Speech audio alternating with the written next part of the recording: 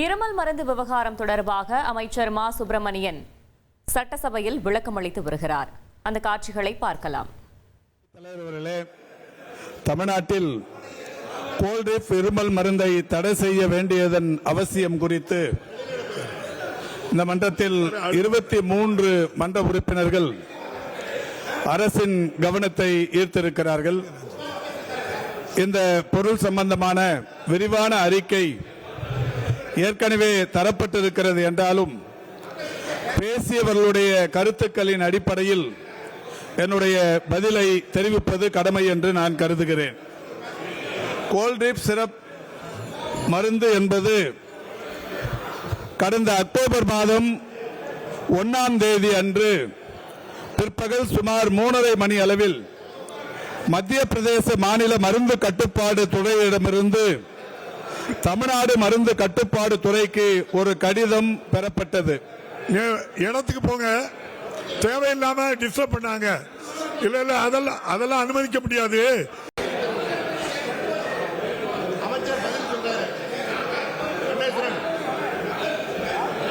எல்லா மருந்து ஆய்வாளர்களுக்கும் தெரிவிக்கப்பட்டு 2/10/2025 அன்றைக்கு கோல்டிப் சிரப் முடக்கம் செய்யப்பட்டது.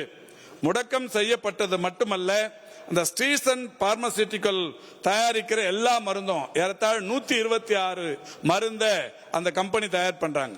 எல்லா மருந்துமே அன்னைக்கு முடக்கம் செய்யப்படுகிறது.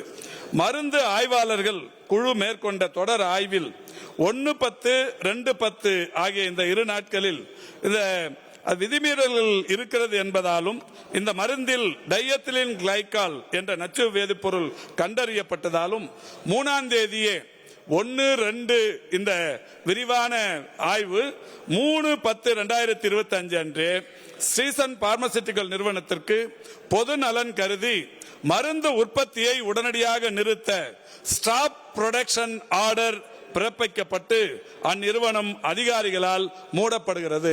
1ஆம் தேதி தகவல் வருது.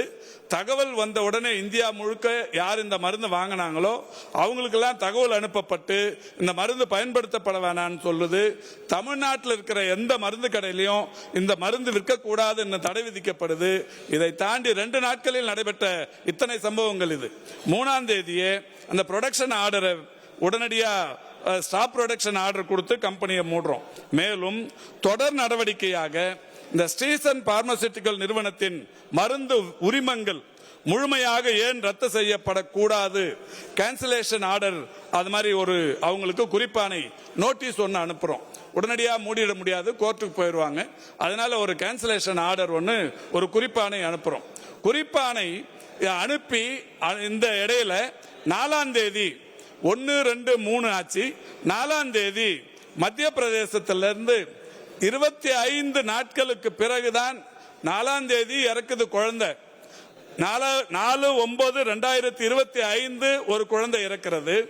மத்திய பிரதேசத்திலிருந்து நமக்கு தகவல் வந்தது 1/10/2025.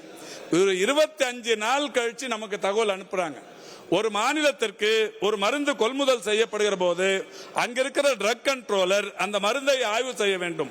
இந்த மாநிலத்தில் இந்த மருந்தை நாம் பயன்படுத்தவிருக்கிறோமே, இது இந்த பயன்படுத்தினா என்ன பாதிப்பு ஏற்படுங்கிறத அங்க இருக்கிற ட்ரக் கண்ட்ரோலர் ஆய்வு பண்ணணும். ஒன்றிய அரசாங்கத்தின் ட்ரக் கண்ட்ரோலரும் ஆய்வு பண்ணணும்.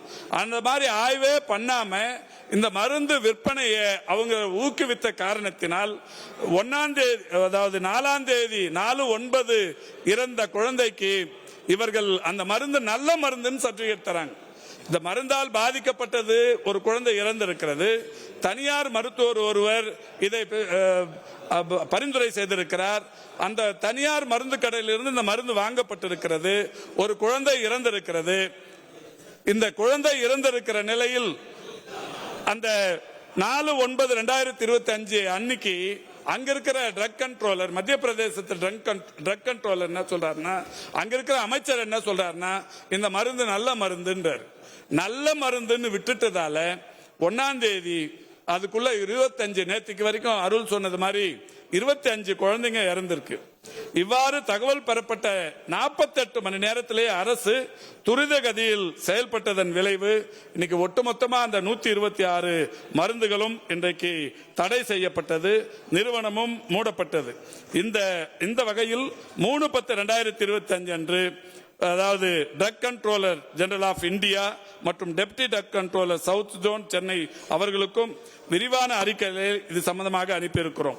3/10/2025 அன்றே மருந்து குறித்த எச்சரிக்கையும் பொதுமக்களுக்கு விடுக்கப்பட்டிருக்கிறது. இது தொடர்ச்சியாக கோல்ட்ரிப் சிரப் என்கின்ற மருந்தின் ஆய்வு அறிக்கையில் கண்டறியப்பட்ட டயத்திலின் குளோக்கால் 48.6 நச்சுப்பொருள் இருந்ததன் காரணமாக அந்த மருந்து நிறுவனத்தின் உரிமையாளர் மீது குற்ற நடவடிக்கை கிரிமினல் ப்ரொசீடிங்ஸ் எடுத்து மாண்புமிகு தமிழ்நாட்டின் முதலமைச்சர் சொன்னது என்னன்னா, இப்ப அந்த கம்பெனியை மூடுறது மட்டுமே முக்கியம் இல்ல, அதனுடைய ப்ரொடக்ஷனை நிறுத்தது மட்டும் முக்கியம் இல்ல, இதுல ஒரு கிரிமினல் ஆக்ஷன் எடுக்கணும்னு சொல்லி அரசுக்கு அவர் இட்ட உத்தரவின் அடிப்படையில் கிரிமினல் ப்ரொசீடிங்ஸ் எடுப்பதற்கு அவருக்கு நோட்டீஸ் கொடுக்கறாங்க. 7ஆம் தேதி 7/10 இந்த ஒரு வார காலத்துக்குள்ள நடக்கிறது. 7/10 அன்னைக்கு மருந்து ஆய்வாளர் மூலம் அந்நிறுவனத்தின் வெளிப்புறமும் உரிமையாளர் வீட்டிலும் இந்த நோட்டீஸ் ஒட்டப்படுகிறது. மொத்த மற்றும் சில்லறை வணிகர்களிடமிருந்து கோல்ட்ரிப் சிறப்பின் மொத்த இருப்பும் 8/10/2025 அன்று பறிமுதல் செய்யப்படுகிறது. அந்த கம்பெனியில மட்டும் இல்ல, தமிழ்நாடு முழுக்க இருந்த மருந்து கடையிலையும் யாரெல்லாம் இந்த மருந்தை வாங்கியிருக்காங்களோ அவங்க கையில இருந்து இந்த மருந்தை பறிமுதல் பண்றோம். 1ஆம் தேதியிலிருந்து 8ஆம் தேதிக்குள்ள இவ்வளவு வேலை நடந்திருக்கு. மேலும் அந்த நிறுவனத்தின் உரிமையாளர் மீது குற்றவியல் நடவடிக்கை மேற்கொள்ள C2 சுங்குவார் சத்திரம் காவல் நிலையத்தில் மருந்து கட்டுப்பாடு துறை மூலம் புகார் கொடுக்கப்படுகிறது. 8ஆம் தேதி தமிழ்நாடு காவல்துறையின் உதவியுடன் புலனாய்வு பிரிவு 9ஆம் தேதி வராங்க. அந்த ஸ்பெஷல் இன்வெஸ்டிகேஷன் 9ஆம் தேதி மத்திய பிரதேசத்திலிருந்து வராங்க. வந்து சென்னை காவல்துறையினரின் உதவியோடு சென்னை அசோக் நகர் பகுதியில் இருந்த நிறுவனத்தின் உரிமையாளர் திரு ரங்கநாதன் என்பவரை கைது செய்கிறார்கள். மேலும் அந்த நிறுவனத்தை பொறுத்தவரை இங்கே மன்ற உறுப்பினர்கள் சொன்னதை போல 2021, 2023 ஆகிய ஆண்டுகளில் ஆய்வு மேற்கொள்ளப்பட்டு அந்த நிறுவனம் சிறு சிறு குற்றங்களுக்காக பலமுறை தண்டிக்கப்பட்டிருக்கிறது. இங்க பெருமதிப்புக்குரிய உதயகுமார் பேசும்போது சொன்னார், இந்த கம்பெனி வந்ததே 2011 அக்டோபர்ல 27ஆம் தேதி அதிமுக ஆட்சி காலத்தில் தான் அந்த கம்பெனிக்கு உரிமமே வழங்கப்பட்டிருக்கிறது. உங்கள் ஆட்சி காலத்தில் வழங்கப்பட்ட உரிமம் அந்த அதாவது இதை நான் அரசியலாக்க விரும்பல. என்னன்னா இங்க பேசும்போது நிறைய சொன்னாங்க, 397 மருந்து நிறுவனங்கள் தமிழ்நாட்டில் இருக்கிறது. 397 மருந்து உற்பத்தி நிறுவனங்களிடமிருந்து ஆண்டொன்றுக்கு ஏற்றுமதி ஆகிற அந்த தொகை 12,000 கோடியிலிருந்து 15,000 கோடி ரூபாய் வரைக்கும் தமிழ்நாட்டிலிருந்து மருந்து ஏற்றுமதி செய்யப்படுகிறது. மரியாதைக்குரிய பாலாஜி சொன்னது மாதிரி ஏற்கனவே கடந்த ஆட்சி காலத்தில் நடைபெற்ற ஒரு நிகழ்வின் போதும் கூட இது தமிழ்நாட்டின் மருந்து உற்பத்தியில் ஒட்டுமொத்தமாக வானதி சீனிவாசன் சொன்னது மாதிரி இந்தியாவில் இருந்து தயாராகிற இந்த மருந்து உற்பத்திகளினால் இந்தியாவுக்கு எதுவும் கலங்கம் வந்துடக்கூடாது, கெட்ட பேர் வந்துடக்கூடாது. இதில் 20% ஏற்றுமதியை 20% அந்த மருந்தின் உபயோகத்தை இந்தியா தந்து கொண்டிருக்கிறது. அதுல தமிழ்நாடு மட்டுமே 397 நிறுவனங்களின் வாயிலா 12,000 ஒரு 15,000 கோடி ரூபாய் அளவுக்கான ஏற்றுமதியை தமிழகத்தில் செய்து கொண்டிருக்கிறது. இதுல பெரிய அளவிலான அரசியல் செய்து இது இந்தியாவின் அந்த நன்மதிப்புக்கு எந்த இடத்திலும் குந்தகம் வந்துடக்கூடாதுங்கிறதுல எல்லாருமே அக்கறையா இருந்து நிற்கிறாங்க. ஆனா ஏதோ உதயகுமார் இது தமிழ்நாட்டில் ஏதோ நாம ஏதோ இதுல சரியான நடவடிக்கை எடுக்காதது மாதிரி மத்திய பிரதேச மாநில முதல்வர் அல்லது அங்க இருக்கிற அமைச்சர்கள் தமிழ்நாட்டை குறை சொல்லிட்டாங்கிறத இங்க பெருசா சொல்றாங்க.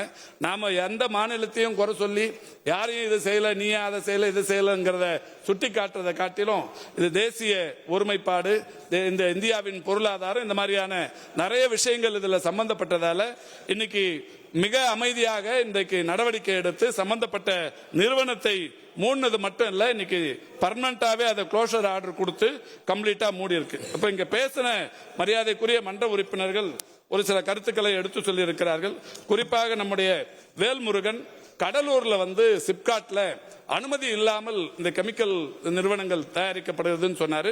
நிச்சயமா மாசு கட்டுப்பாட்டுத்துறை அமைச்சரோடும் பேசி அந்த துறை அலுவலர்கள் நம்ம மக்கள் நல்வாழ்வுத்துறை அலுவலர்களை அனுப்பி கடலூர்ல இருக்கிற எந்த ரசாயனம் பொருள் உற்பத்தி செய்கிற அந்த நிறுவனங்களா இருந்தாலும் அது லைசன்ஸ் இல்லாம இயங்குதுன்னாரு. உரிமம் இல்லாத எந்த நிறுவனமாக இருந்தாலும் அதை யார் நடத்தினாலும் 2-3 நாட்களில் நடவடிக்கை எடுத்து அதை உடனடியாக மூடுவதற்கு நடவடிக்கை எடுக்கப்படும் என்பதை தெரிவித்துக் கொள்கின்றேன். அதே போல் அவருடைய கவனத்திற்கும் அந்த மாதிரி யாராவது உரிமம் இல்லாமல் கம்பெனி நடத்துறாங்கன்னு தெரிஞ்சா தகவலை நீங்கள் ரகசியமாக சொன்னால் அந்த ரகசியம் பாதுகாக்கப்படும். நாங்கள் அவர்கள் மேல் நடவடிக்கை எடுப்பதற்கு அது ஏதுவாக இருக்கும். அந்த மாதிரி பெருமதிப்பிற்குரிய ஹசன் மௌலானா பேசும்போது சொன்னாங்க, இது ஆய்வு பண்ணணும்னாங்க. தொடர் ஆய்வுகள் மேற்கொண்ட காரணத்தினால்தான் இது இன்னைக்கு. அதாவது ஒரு பேட்ச் ஒரு நாளைக்கு 126 வகையான மருந்துன்னா ஒரு பேட்ச் 1 மணி நேரத்தில் ஒரு பேட்ச் வெளியில போகும். அந்த மாதிரி இப்ப 397 நிறுவனங்கள்லயும் ஆயிரக்கணக்கான லட்சக்கணக்கான பேட்ச் மருந்து ஒரு மாசத்துக்கு தயாராகி போயினே இருக்கும். அதுல இப்ப இருக்கிற ட்ரக் இன்ஸ்பெக்டர்ஸ் இங்க பேசும்போது கூட சொன்னாங்க காலி பணியிடங்கள் இருக்குன்னாங்க. ஆனா காலி பணியிடங்கள் கொஞ்சம் கூட இருக்கவே கூடாதுங்கிறதுல மாண்புமிகு முதல்வர் அவர்கள் உறுதியா இருக்கிறதோட விளைவு மக்கள் நல்வாழ்வுத்துறையில் தொடர்ந்து காலி பணியிடங்கள் நிரப்பும் பணிகள் நடைபெற்றுக் கொண்டிருக்கிறது. இந்த மருந்து கட்டுப்பாட்டு துறைக்கு என்று இருப்பது 2 துணை இயக்குநர்கள், 2 பேருமே பணியில் இருக்கிறாங்க. உதவி இயக்குநர்கள் 26 பேர், அதுல 24 பேர் பணியில் இருக்கிறாங்க. முதுநிலை மருந்து ஆய்வாளர்கள் 14 பேர் இருக்கணும், 14 பேர் டியூட்டியில் இருக்கிறாங்க. மருந்து ஆய்வாளர்கள் 146 பேர் இருக்கணும், 137 பேர் இருக்கிறாங்க. 9 பேர் சமீபத்தில் ரிட்டையர்ட் ஆயிருக்காங்க, அவங்களுக்கு பதிலாக உடனடியாக போடப்படும். இந்த மாதிரி ஒட்டுமொத்த மருந்து அந்த பணியிடங்களை பொறுத்தவரை அந்த துறையில் 191 178 பணியிடங்கள் இருந்து கொண்டிருக்கிறது. இந்த 1-2 ரிட்டையர்ட் ஆவது அந்த மாதிரியா இருக்கிறதெல்லாம் உடனுக்குடன் அது செய்யப்படவிருக்கிறது. அப்புறம் ஈஸ்வரன் பேசும்போது சொன்னாரு, இதுக்கான அந்த மருந்து ரசாயனங்களை அது ஒட்டுமொத்தமா பெரிய டின்ல வாங்குறது, லூசா வாங்குறதால ஏதாவது பாதிப்பு ஏற்பட்டிருக்கும் சொன்னாரு.